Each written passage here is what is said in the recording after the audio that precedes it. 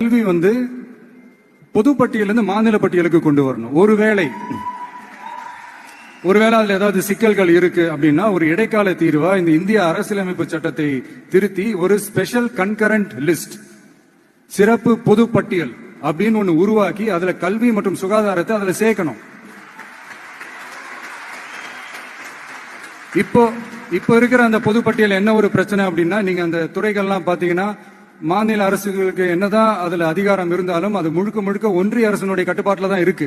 அதனால மாநில அரசுகளுக்கு அந்த முழு சுதந்திரத்தை அது தரப்பட வேண்டும் அப்படின்றதான் இங்க என்னுடைய தாழ்மையான ஒரு வேண்டுகோள்.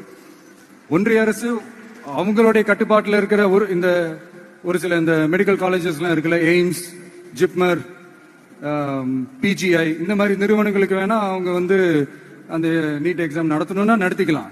பட் இங்க அந்த பிரச்சனை என்னன்னா, இது என்னுடைய ஒரு